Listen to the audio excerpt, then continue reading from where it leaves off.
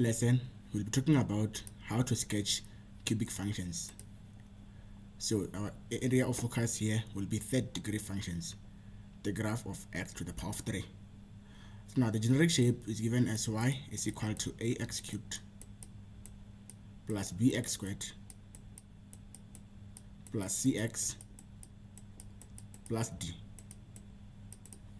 Now, what does the value of d tell us on the graph? The d will tell us the y-intercept of the graph.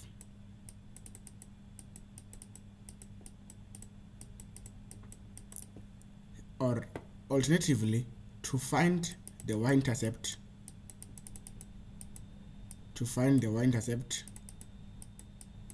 you must set x be equal to 0. And to find x-intercept, you set the y be equal to 0. Now let's talk about the value of a. The value of a is very important since it tells us the shape of the graph. So if a is positive, our graph will be a frown that turns to a smile. And if a is negative, our graph will be a smile that turns to a frown. So this is how our graph will look like. So now if you can zoom in the graph, let's take this one because the other one is just the same as this one.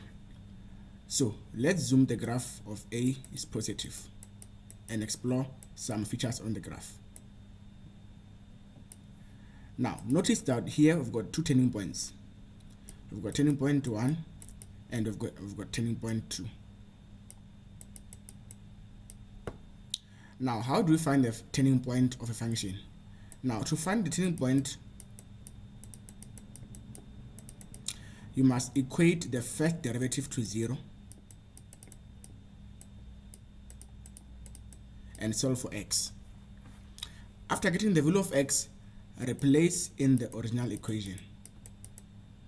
So that's after we found the x-intercept, okay?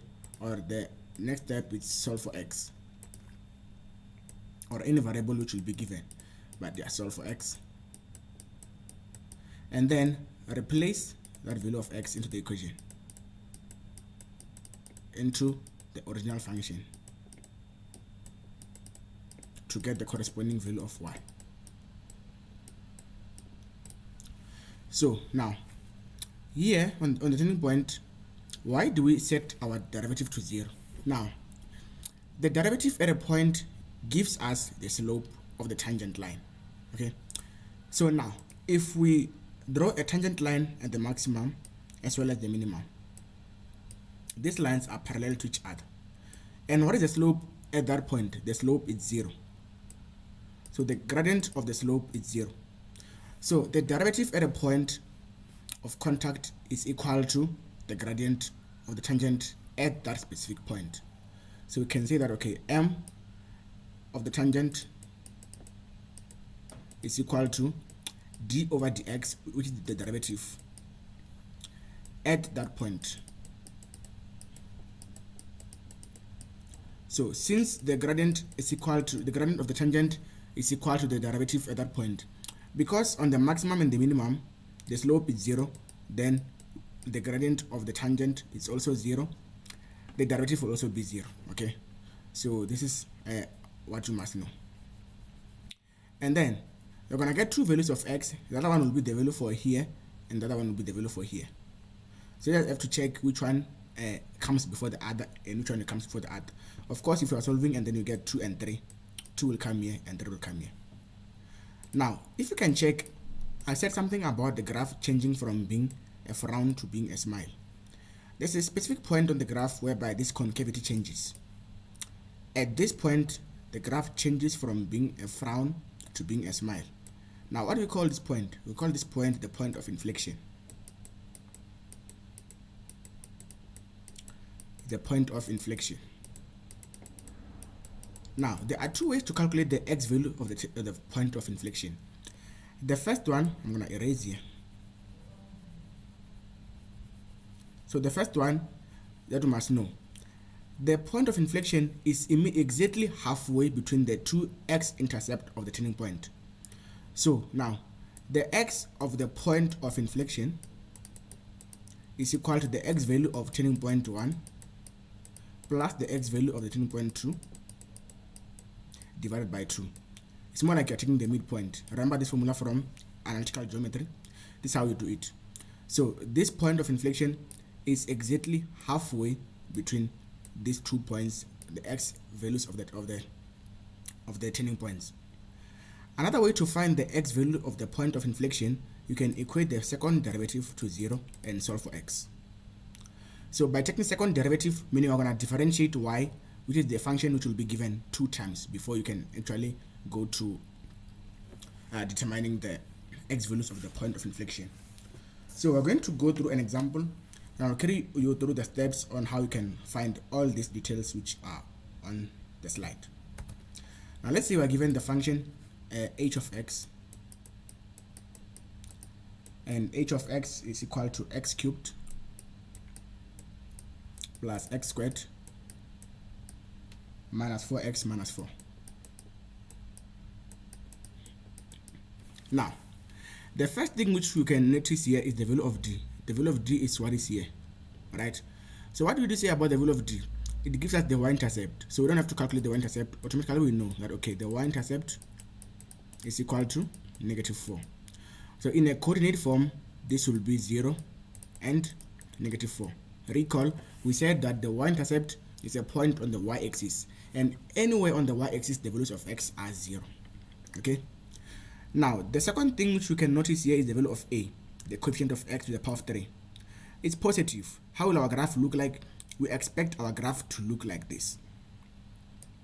So I'm going to keep this shape so that we can use it as a reference after sketching the graph to see if it really matches this shape that we're expecting. The other important thing which we can calculate here is the x-intercepts. Very important part of the, okay, all important but crucial part, x-intercept. Now for x-intercept, remember how we calculate it? You set y be equal to 0. So I'm going to set h of x be equal to 0 in this case, since h of x is the same as y. Okay, so y is equal to h of x, which is equal to 0. So this means that 0 will be equal to x to the power of 3 plus x squared minus 4x minus 4. How can we factorize such a thing? Well, we're going to use synthetic division. You can use other methods as well, which I didn't cover yet, but you can also use the long division or solve by inspections. But in this method, in this video, I'll use synthetic method. Now, what we do, I'm going to look for a random factor of 4, which when I plug it into the expression for h, it makes h be equal to 0. Okay, so I'm looking for h of a specific constant which will make this thing be equal to 0, and the number which I choose must be a number which is a multiple of the value of d, -4. Now the multiples of -4 are both positives and negative. Okay, when I multiply a positive and a negative, I get a negative, so it must be a positive or a negative. Now let's replace x with 1 in the expression to see if it will satisfy the condition which we are looking for. Now if I replace 1, I'm going to have 1 to the power of 3 plus 1 squared minus 4 times 1 minus 4. Now if you plug this on the calculator, you're going to get -6. This is not equal to 0, and therefore it doesn't satisfy the equation, the condition, therefore we don't take it. Now let's take -1. If I take -1 and I put it inside the expression, I'll have -1 squared minus 4 multiplied by -1 minus 4. Now if you cube a negative, it remains a negative. Squaring a negative will change a negative to positive. -4 multiplied by -1 is +4, and then minus 4. Now this satisfies the condition. It makes h of x be equal to 0. Now we can say that, okay, since -1 gives us the makes h of x be equal to 0, what can you say about that? Now what I'm going to do, I'm going to say that, okay, h of -1 is equal to 0. The factor theorem says that if h of a constant is equal to 0, Okay, therefore x plus 1 is effect.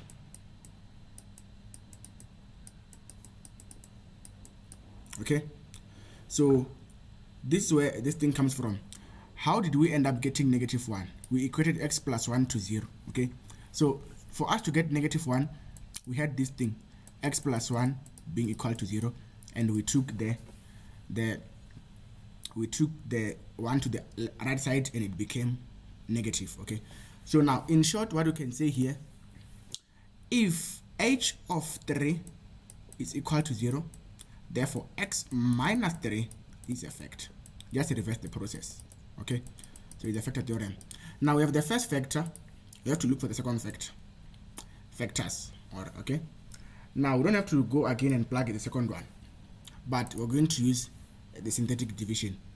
I'm going to draw an L shape just like this, twisted. Here I'm going to put the value which I replaced into the expression for me to get 0. I replaced negative 1, right? Here I will write the coefficients of h of x. The first coefficient is 1, followed by 1, followed by minus 4, followed by minus 4. Now, for me to solve this, I must first take 1 down. So the one that is here, I always take it down. Okay, I'm going to take this one, multiply it by negative 1, and add the number, the answer, to this one. Okay, so 1 multiplied by negative 1 is negative 1, and if I add negative 1 to 1, I'm gonna get 0. 0 multiplied by negative 1 is 0. If I add negative 4 to that, I'm going to get negative 4. Negative 4 multiplied by negative 1 is 4. Minus 4 is 0. And this is it. Now, because the first bracket is x plus 1, the second bracket has to be something that starts with x squared here. So that x squared multiplied by x will give us x to the power of 3. So now what are the coefficients which we are going to use? Well, we're going to use the coefficients starting from left to right. Okay, so this one will be 1x squared, which will be x squared, plus 0x. So this coefficient here will go to x squared, this one will go to x, and this will go to the constant. So this will be 0x, which is simply 0, minus 4. Now, because x squared minus 4 is a difference of factors between two squares, I'm going to break down further into x plus 1 multiplied by x minus 2 multiplied by x plus 2. This is how you can factorize this. Now the values of x will be x equal to negative 1, x equal to 2, or x equal to negative 2. So you must include the word or the symbol union. You might have seen this before. Union means or. Okay, now these are the values of x which are on the x-intercept of the graph, right? Now to find the corresponding values of y, we know what is the corresponding value of y is 0. We said for x-intercept you let y be equal to 0. So now this means that our list of x-intercepts are negative 2 and 0, 2 and 0, as well as negative 1 and 0. Hope this makes sense. So I'm going to free some space here. Now what else must we look for? Turning points, right? So we're going to look for the turning points. That will tell us where our graph turns. Okay, so now let's see. Erase this one over here. Now for turning points, we said we must equate the derivative to 0, right? So h of x is given as that thing over there. This means that h prime x, which is also the derivative of x of h, I'm going to differentiate x to the power of 3, which will give me 3x squared. So if differentiating this doesn't make sense now, please review my videos on how to differentiate using the different rules. Plus the derivative of x squared, which is 2x.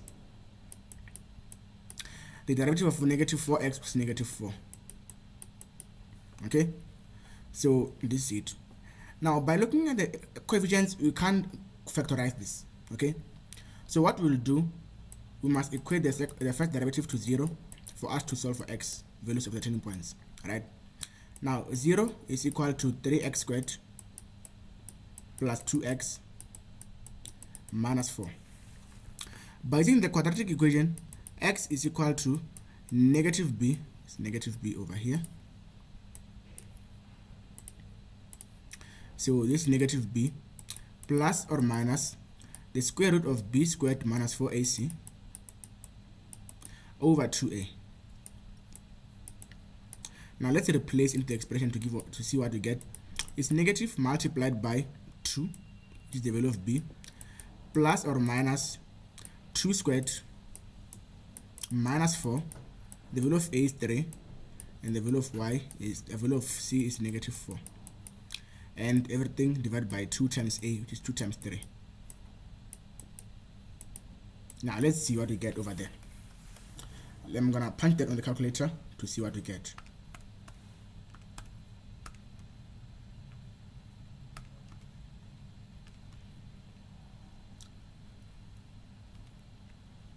So the value of x there is 0.87. The first one is 0.87. This x1, okay, the first value of x, 15.1. Now the second value of x is what? Let's see. It's negative 1.54. Okay, so these are the x values of the turning points. Now, am I done? No. This only tells me the position where I find my turning points. I have to know the corresponding values of y, which maps to those points. So I'm going to determine the y-intercept of the turning points. Remember the rule. I replace the values of x into the original expression, okay, the original equation. Now I'm going to determine h of 0.87. This means the value of h, the value of y when x is 0.87. So I'm determining h of 0.87. This will be equal to 0.87 cubed plus 0.87 squared minus 4 times 0.87 minus 4. And the second one will be h of minus 1.54, and this will be equal to negative 1.54 to the power of 3 plus negative 1.54 to the power of 2 minus 4 multiplied by negative 1.54, then minus 4. Now let's see what's that. I'm going to quickly punch that on the calculator to get the second one, to get the first answer. So this 0.87 to the power of 3 plus 0.87 squared minus 4 multiplied by 0.87 minus 4, and the value of y there is negative 6.06. Now let's replace negative 1.54 to see what we get.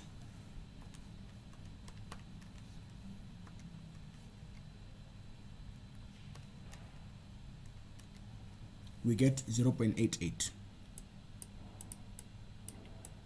So turning point 1, the coordinates are given as 0.87, which maps to negative 6.06.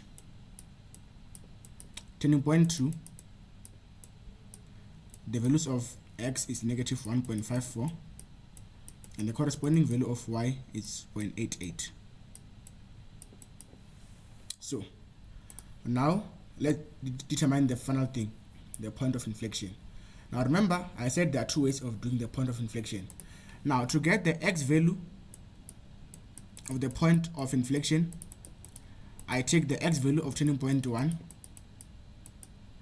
I add it to x value of turning point 2, and I divide that by 2. So what am I going to add here? I'm going to add 0.87, I subtract, I add negative 1.54, and I divide that by 2. And let's see what we get there. 0.87 minus 1.54 divided by 2, you get negative 0.34. Now let's try to do that using the second derivative method to see what we get. But this one, since you have rounded off, your answer may be a little bit uncertain. but let's determine the x value using the second derivative. So you can choose whether you want to do the x value of the point of inflection using the midpoint method or using the second derivative method. But make sure that in your exam you round to 5 decimal places, just for accuracy's sake. Now, the first derivative was given as 3x squared plus 2x minus 4. Now, what will be the second derivative? The second derivative, I'm going to now differentiate the first derivative. Meaning I'm going to have 3, I keep the 3, and I differentiate x squared, which will be 2x. So it means it's 6x, then plus 2. Now, I equate the second derivative to 0 to get the x value of the point of inflection. Now, 6x will be equal to negative 2, and x will be equal to negative 1 over 3. Now, this is the x value of the point of inflection. Now, negative 1 over 3 is the same as negative 0,33. Now, check how close these answers are. It's negative 0,33 and negative 0,34. But if, let's say, we rounded off to 5 decimal places on the first method, we will have obtained the very same answer. Okay, so these numbers are recurring. So now this is the piece of information which we need for us to plot the graph. But we need the y value of the point of inflection. Remember, we're not yet done. So the last thing to determine here is the y value of the point of inflection. Now what will that be? I'm going to replace negative 1 over 3 or negative 0,33 into the expression for h, right? So I'm going to determine h of 0.333. Let us see if we can keep it 3 decimal place, won't be bad. And then 0,33 to the power of 3, 333 to the power of 3, plus 0.333 squared minus 4 multiplied by 0.333, and then I subtract 4. Now this will give me the y value of the point of inflection. Now let's see what is that. 0,333 squared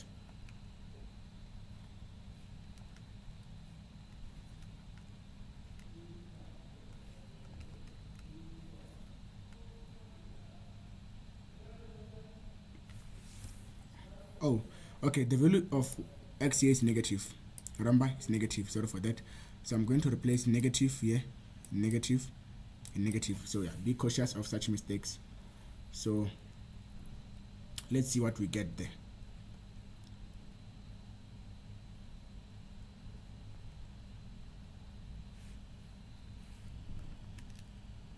Now the value of y here, the one I get is negative 2,59.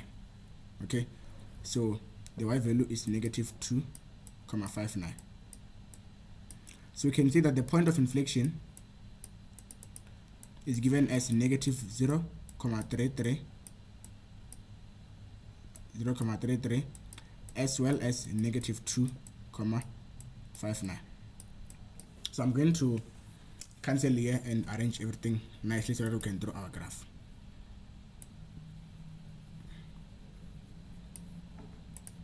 Okay, so let's use this.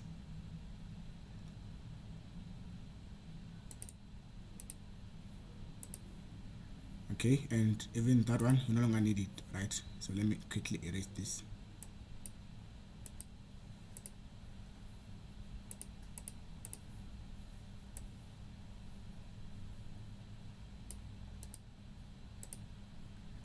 Okay, so I'm going to draw my graph here. Now let's draw a system of axes, the y-axis as well as the x-axis. So this is our x-axis and this will be our y-axis. Now first of all, what are the x-intercept? It's negative 2. Negative 2 will be somewhere here. So if this is negative 1, this will be negative 2. And this must be 1. And this must be 2. So now, because the x-intercepts are negative 2,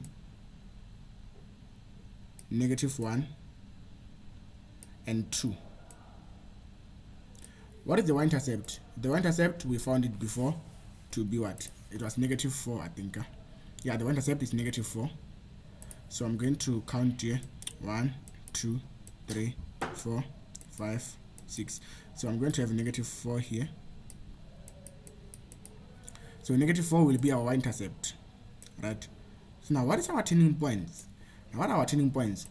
Now the x values for turning points are 0.87. 0.87 must be between 0 and 1, right? Somewhere here. And 0.87 goes with what?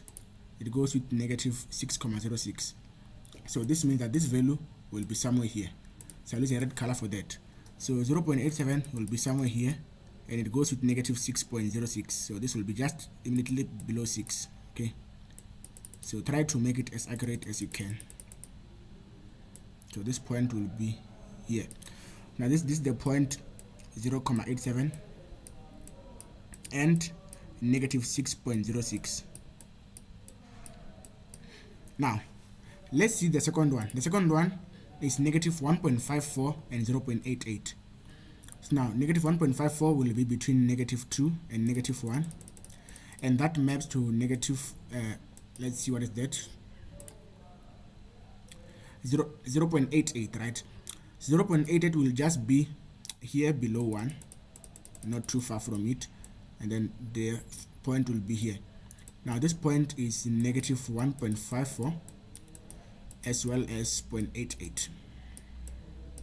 Now let's sketch our graph to see how it look like. Now if I sketch our graph here, I'm going to join these points over there like this. My graph is not too accurate, but at least you get the shape of what is happening there. Then we'll go there. You must make arrows to show that this graph is infinite, it's forever going, right? And this is where the graph will look like. This arm is increasing to positive infinity. You don't have to show this. And this one is increasing to negative infinity. So now this is how our graph looked like, just as how we predicted it. You see, it starts as being a frowning one and then goes to being a smiling face. Now let's see if the point of inflection, where is it? It's negative 0.33 and negative 2.59. So this point is gonna be here. Negative 0.3 must be somewhere here, and it goes with negative 2.5. This will be somewhere there. So this is the point of inflection. The coordinates there are negative 0.3 as well as negative 2.59. Okay, so now this is how our graph looks like. So at least you get the idea of how your graph is supposed to look like.